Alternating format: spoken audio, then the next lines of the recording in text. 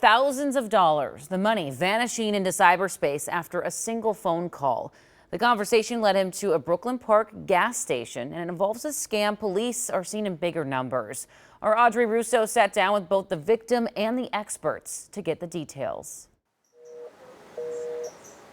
The most expensive phone call of this man's life is also his closest guarded secret.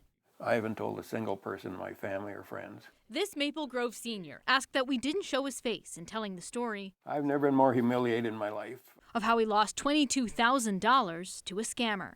Fell for the trap. This past March, he called what he thought was Xfinity's customer service line, asking for help with his email account. It was a 1-800 number, but I accidentally did 1-888.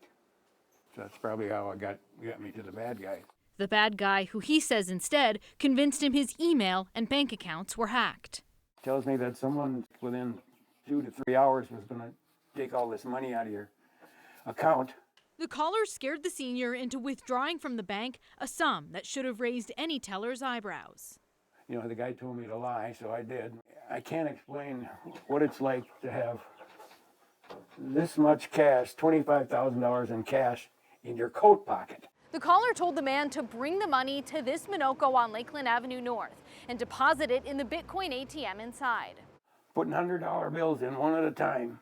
Persuaded his money would be safer in an unfamiliar machine, away from other eyes.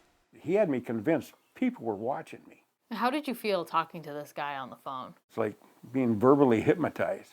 With $22,000 sucked into a QR code abyss, the Minocco clerk realized what was happening and jumped in.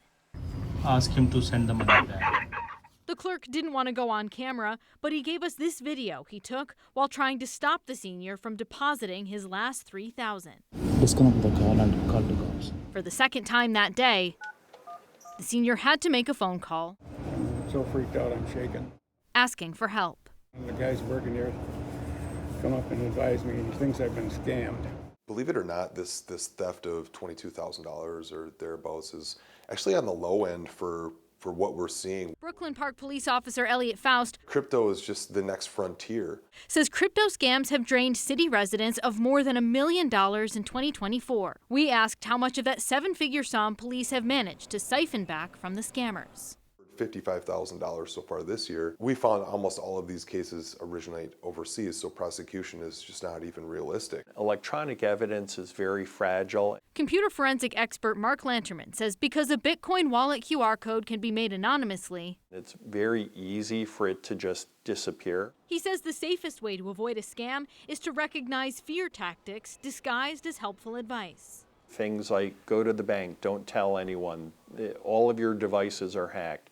They should be careful and maybe talk to a trusted family member. But talking to a trusted family member about what happened is something this senior is still too ashamed to do.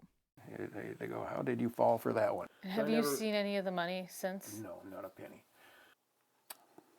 Just can't believe what I did. In Brooklyn Park, Audrey Russo, KARE 11 News. Oh, my heart breaks for that man. Again, he tells us he was trying to contact Xfinity, thinks he dialed the wrong number. We reached out to Xfinity to verify whether the number he dialed was ever a number that they use for customer service calls, and we haven't heard back. But if you ever see red flags whatsoever, just hang up the phone.